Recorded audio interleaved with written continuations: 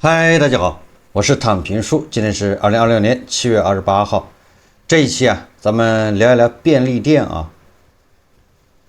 咱們都知道啊，現在形勢不是特別好，社零數據啊，一個月比一個月低，消費低迷啊。無論政府怎麼刺激，消費都很難有起色，這個大家都已經習以為常。但是啊，連便利店啊，連那種夫妻店、街頭的便利店現在都撐不下去了，这個讓很多人沒有想到啊。便利店行業正面臨一場比價格戰還危險的挑戰，一場靜悄悄的生死較量正在中國便利店裡展開。為什麼這麼說啊？這是有數據的。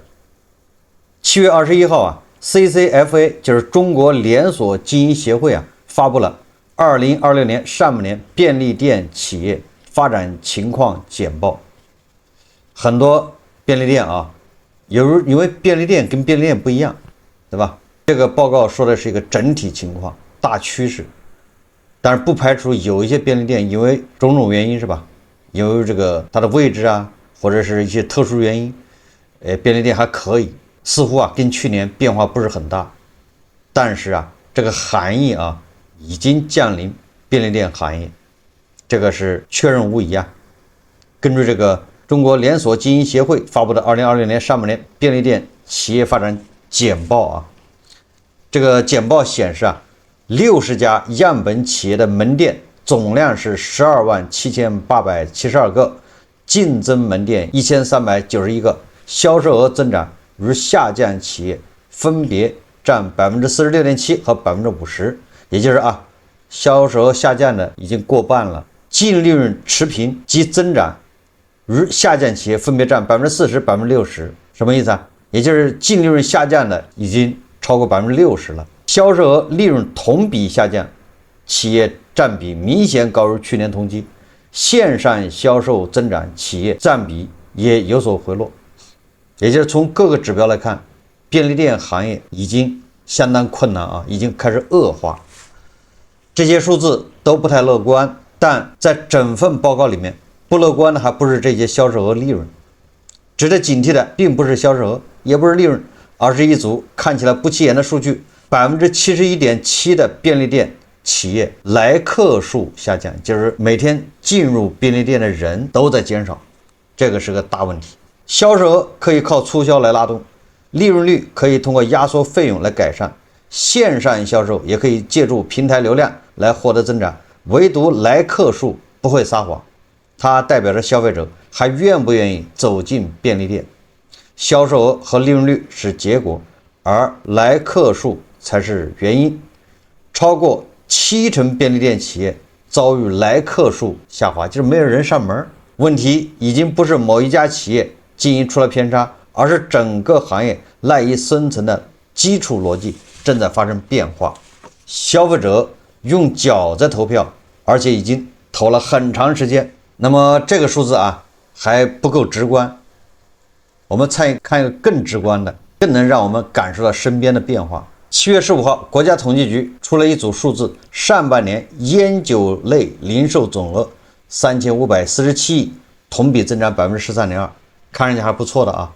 菸酒在2020年上半年還增長了13%，那菸酒很多就跟咱們身邊的這些菸酒店，对吧，密切相關。上半年我們的社零一共才增長1.3%，但是菸酒增長了13%，也就是10倍啊！菸酒是我們整個社零增速的10倍，看上去還不錯啊，對吧？媒體用菸酒消費逆勢狂飆，我又想起了去年，是吧？年底，今年1月份，由於這個有些菸漲價，是吧？網上就掀起了一股。尤其是抖音上面，是吧？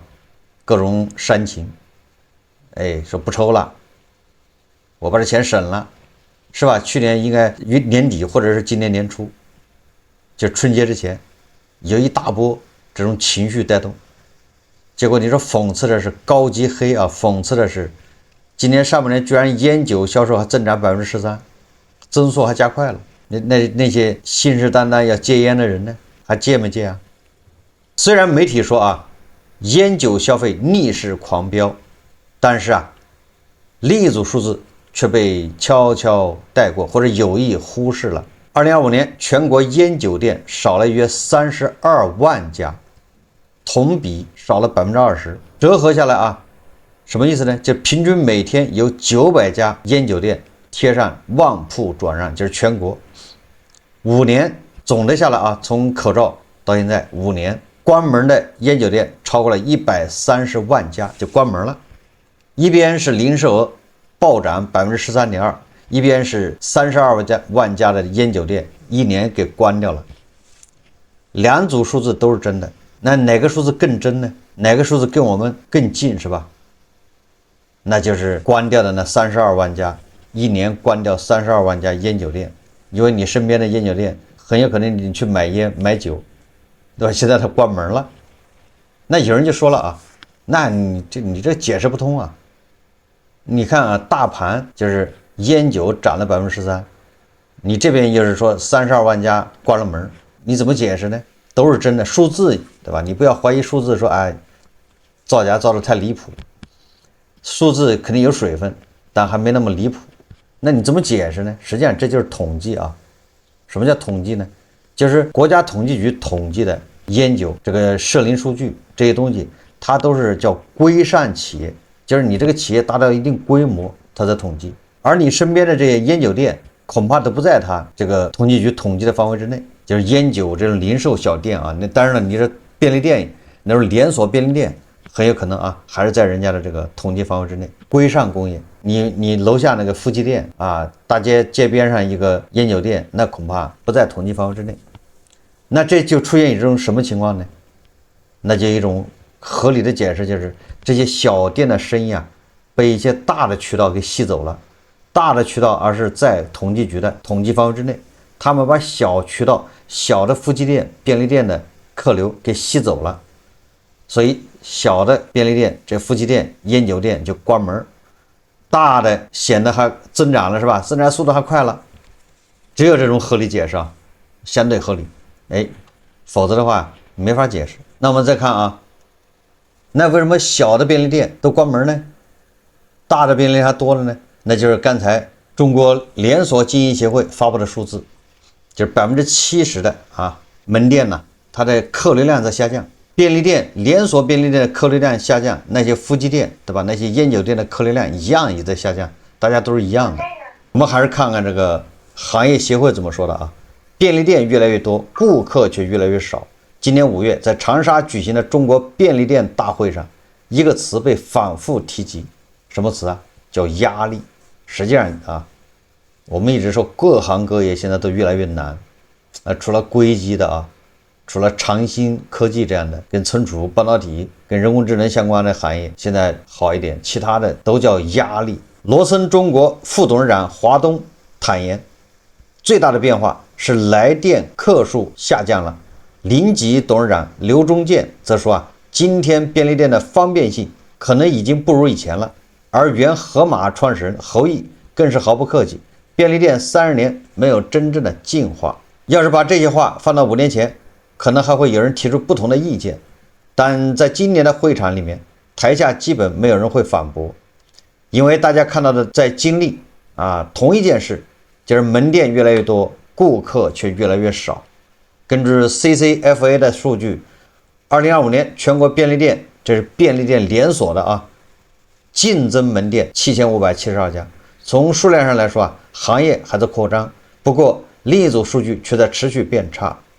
全國便利店平均單店日營收只有4453元，就是便利店平均的一個店一天營業額就4400塊錢。同比下降4%，你这個整個的在下降。單店來客數同比下降8.7%，那你的坪效對吧？你一共多少平米？每平米一天賣多少錢？你的坪效下降了4%。換句話說新增門店沒有帶來新增的顧客，很多新店只是在分流舊店的客流。中國便利店20年來一直信奉一個簡單的邏輯：門店越多，消費者就離得越近。離消費者越近，生意就越好。但今天這套邏輯正在失效，因為便利店最核心的競爭力——便利正在被重新定義。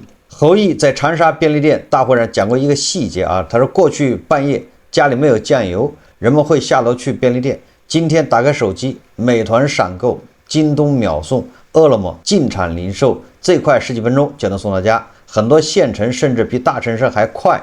哎，這個不好意思啊，侯毅講的這玩意兒就是我10幾年前做的。你說現在還在玩這個，只能說明啊，沒有新意啊，沒有創意啊。消費者就突然發現，原來真正的便利不是樓下有家店，而是根本不用下樓。這看着好像只是消費習慣變了，實際上是動搖便利店存在的根基。實際上啊，我認為是消費習慣發生變化。我說我有發言權啊，這個概念在10年前還是很有市場的。就是說，我現在想抽煙，但是沒有，我還下樓去買。那你看這個像是剛需，對不對？或者現在突然餓了，想吃包方便面，或者想解決，哎，你外賣可以，对吧？有的時候啊，你比如說你家裡突然没手紙了，洗衣服没有洗衣液了，下個單啊，10分鐘就給你送來。但是現在就是消費習慣變了啊，過去是有這種突發需求，現在消費習慣變了。怎麼叫變了呢？第一個是很多人已經養成了這種大額採購啊。什麼叫大額採購？就像那個去山姆，對吧？或者什麼京東上面一買，他把能用的東西都買一遍，放在那兒等着降價。哎，價格降了或者有券了，对吧？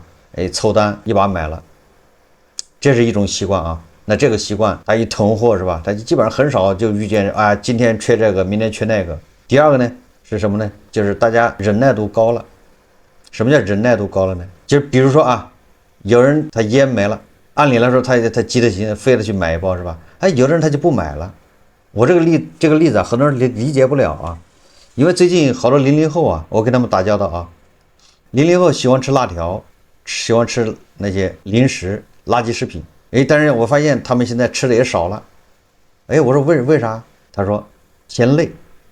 我說為啥累啊？門口的便利店離得不遠了，對吧？也就200-300米啊，300米啊，哎，他都嫌遠。哎，他能忍着不吃，也就是現在有些人啊，00後他已經，對吧？這就是他的這個習慣在改變啊。他覺得啊，這麼熱的天，跑那麼遠去買那冷飲冰棍吃啊，是想吃，但是犯不着。但是這個在過去不一樣啊，過去想吃，對吧？很多人還願意跑那麼多路啊，一定要去吃解饞呢。所以現在年輕人啊，他習慣了網購，在網上買。對吧？一買大包裝的送來了，這就慢慢吃。所以我說啊，現在的消費者跟以前不一樣了。以前啊，多多少少大家還有一種飢餓記憶啊。什麼叫飢餓記憶呢？總是缺小時候啊，年輕的時候，小時候這些東西吃的少，所以一旦有了錢之後啊，哎，想吃的話就必須要去買。現在00後，因為他從小就吃這東西長大的啊，零食他也不缺，所以說有就吃，沒有就算了。這也是消費習慣的一種改變啊。你比如說啊，你吃餃子，哎，突然發現沒有醬油，沒有醋，是吧？好，那怎麼辦呢？過去的非得去把這個醋得買來，對吧？騎自行車跑多遠得把醋買來。哎，現在人家就直接對付吃就完了，非要蘸醋嗎？就這意思啊。所以說啊，這些消費習慣是吧？這些生活習慣發生改變，你便利店你叫回天乏術啊。你是一籌莫展，你能改變年輕人的消費習慣嗎？過去便利店賣的是距離便利，現在即時零售賣的是時間便利，而時間顯然比距離更有吸引力。但這個我認為已經過時了。現在的不是什麼距離便利，也不是時間便利，現在應該是叫情緒。你能調動他的情緒，他就為你買單；調動不了情緒，他能忍。也就是你有什麼東西能吸引這個年輕人從沙發上爬起來，放下他的手機，放下他的遊戲，對吧？放下他的這些東西，他能跑到便利店去跑一趟。有什麼東西？這東西越來越少了已經。尼爾森數據顯示，即時零售快消品銷售額連續多年保持20%以上增長，越來越多的消費者開始習慣線上下單。但是啊，對吧？這個線上下單實際上就給這個規模經濟也增加了一份成績，但是這些東西呢，最後統計進入那個叫社零數據，社零數據並沒有增長多少，哎，但是煙酒還是多了，對吧？這個煙是不可以代買的啊，但是你现在即时零售这一塊恐怕是它能解決，因為它沒有超出你這個煙酒專賣店的它的那個範圍，而且它叫代買是吧？恐怕能解決這個問題。當然了，說另一邊量販零食店又搶走了便利店另一塊重要蛋糕，這個倒也是啊，就是滿大街的什麼好想你啊，還有什麼趙一鳴對吧？什麼臨時很忙，哎，現在年輕人喜歡跑那兒去，一買一大堆。但是這個也是一個叫什麼一個狀態吧，或者叫一個過渡狀態。我想啊，要不了2年也會沒落下去。剛才說了啊，所以那個統計局啊社零數據裡面的菸酒上半年增長13.2%，有相當一部分它並不是消費多了啊，不是消費擴張，是銷售額從看不見的小店對吧，夫妻店門口的那便利店搬到了看得見的大渠道，渠道洗牌越狠，這種搬家效應越明顯，宏觀數據越亮眼。但是便利店小店死的就這麼無聲無息啊，這不是需求的消失，這是渠道代際的更替。今天的零售是4代同堂，第一代夫妻店加批發市場，第2代連鎖大賣場，第3代是平台電商，第4代是前置倉。什麼前置倉？什麼叫第3代、第4代？什麼叫前置倉？前置倉就是我們創業的時候搞的那種啊，叫倉儲式零售。我們搞的是沒有店啊，那個店呢，我們是不希望你上門的，你願意，但是你非要上門買也可以啊。我們叫分布式庫房，大概就是他們第4代前置倉的意思。分布式庫房什麼意思呢？就是一個庫房就管3個小區，對吧？以這個庫房為圓心，2公里為半徑，你劃了2公里能包含多少個小區，你就在這兒設個倉，然後這2公里对吧之內的人呢，騎電動車反正就10分鐘就到了，下單都下到這個庫房，就是走線上，也不指望你線下來買。哎，這是我13年前的創業項目啊，現在他們改成叫前置倉，我也不懂什麼意思啊。什麼叫前置呢？那麼菸酒店就是第一代活化石，營銷的權利20年前攥在渠道手裡，後來交給了消費者，現在也交給了算法。所以我們要說一說這個菸酒店為什麼死得更快啊？因為菸酒店它主要是菸和酒，這個便利店呢還稍微好點啊。便利店呢，因為它東西比較多啊，玩法也比較，因為商品越多啊，它玩的方式花招就比較多的話，它就叫韌性，对吧？大家記住這個詞叫韌性，它就比較大。這兒不行，那兒還能抵擋一下，對吧？賣冷飲不行，那它什麼別的東西是吧？零食是不是得好一點？零食不行，哎，它那個酒水還能抵擋一陣；酒水不行，它小百貨還能抵擋，就這意思啊。就是你這不行，東方不亮西方亮啊，好歹還能韌性大一點。但是菸酒店它主要是菸酒，那現在問題來了啊，一個菸呢，管控是越來越嚴，你走線上麻煩比較大啊。這個菸呢，然後這個現在管的嚴，就是創貨啊，什麼假菸吶，什麼亂七八糟的查的比較厲害。而菸的利潤，人家給你鎖死了啊，5%或者6%，基本上就這樣啊。那根據那個菸的這個品牌啊，菸的這個消費者接受程度，消費者願意買的菸，哎，走得越好的菸，它那個利潤越低，大概是這樣。反正人家給你算死了，妥妥的激化經濟。香菸啊，你想多賺也不行，你想少賺也不行。但是現在对吧，確實消費者沒錢，大家香菸在降級。以前抽對吧，華子流行抽華子，但現在華子賣不掉了。我記得我以前賣的時候啊，那個軟中華、硬中華利潤是最高，對吧？人家比如說軟中華賣80啊，你賣82，反正人不在乎，賣85也行。那個時候管的也不是特別嚴，所以賣一包軟中華你能賺20，大概這樣子。硬中華大概賺個10幾塊吧，買的人多啊，而且供不應求啊，因為賣的多，因為利潤大，供不應求，所以這個煙草專賣局啊，他就給你少，他控量，對吧？像你這樣的資格的店啊，他就給你一條，一個禮拜就給你一條，他一個禮拜訂一次貨，你訂貨就一個禮拜訂一次，然後你那個你想多，我要来20條中華，不好意思，沒這資格，你的資格就是頂多就是1條，好，你把這1條一買，這1條對吧？你大概能賺個100多200塊錢，軟中華。那有人說了，我想多賣怎麼辦呢？想多拿一中华，那你就把你的級別提高。你級別怎麼提高啊？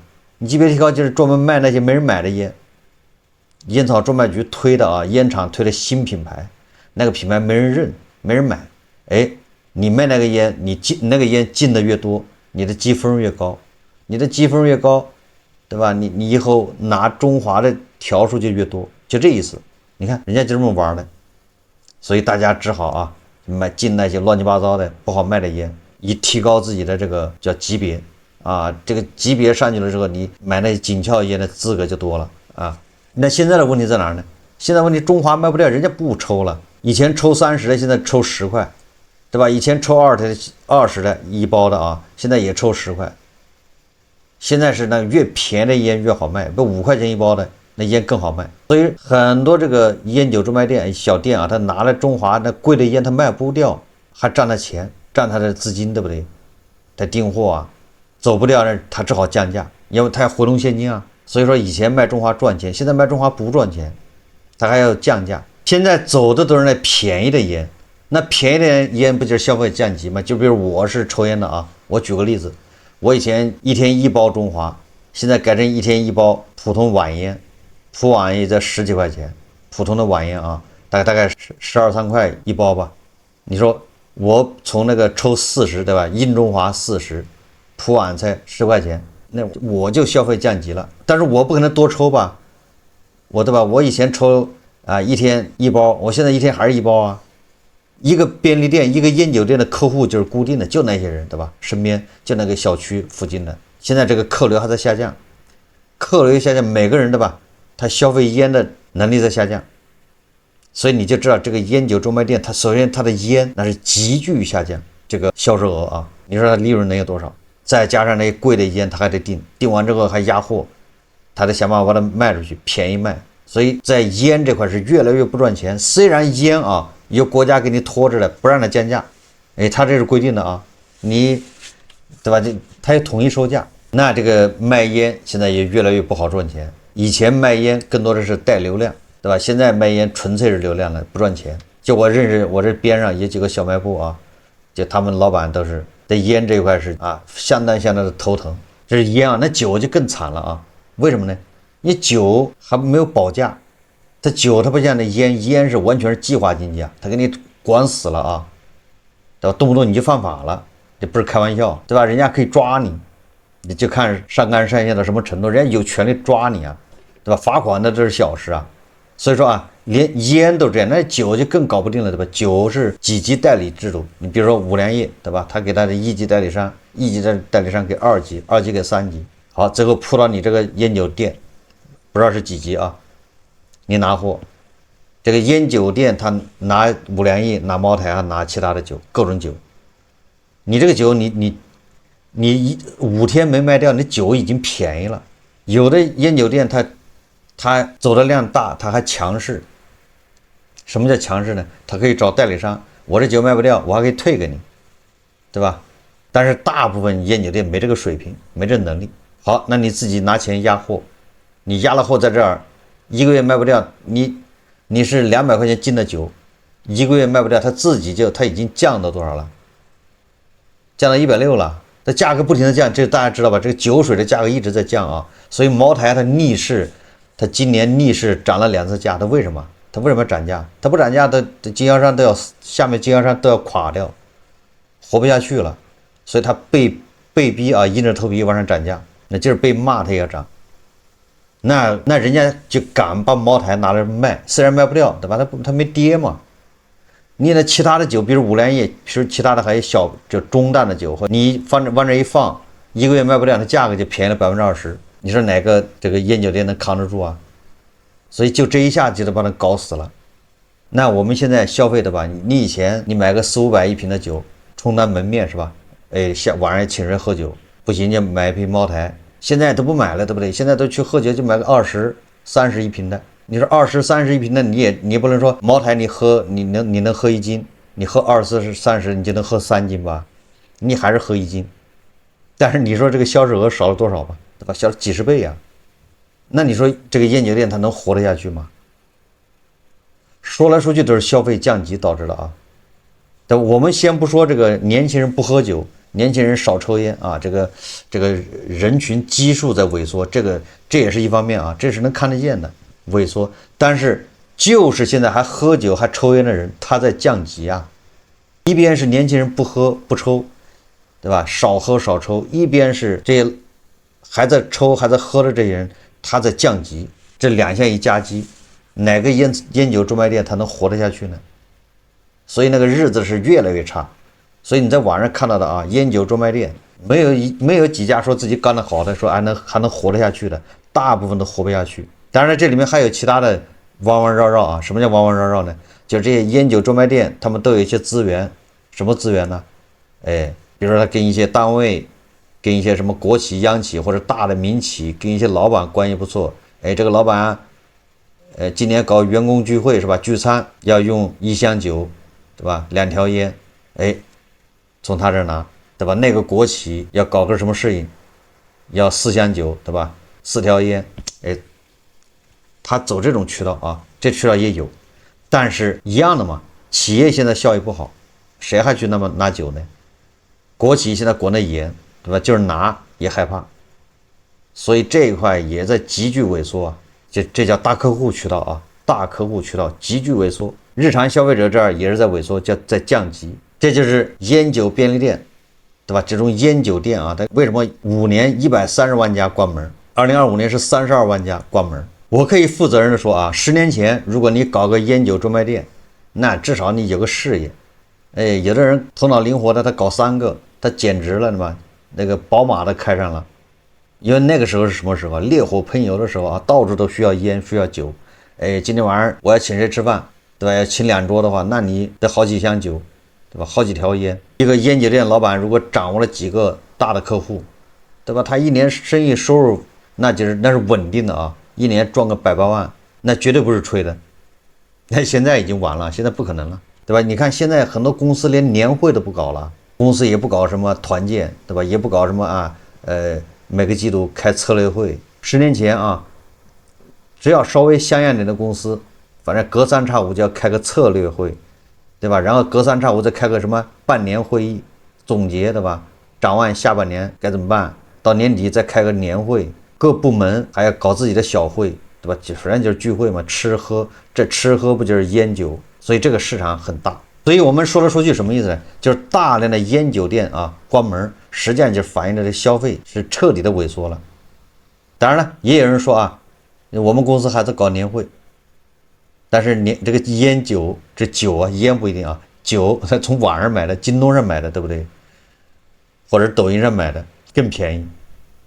10年前啊，煙主要是帶流量，就讓人進店；酒呢就賺錢。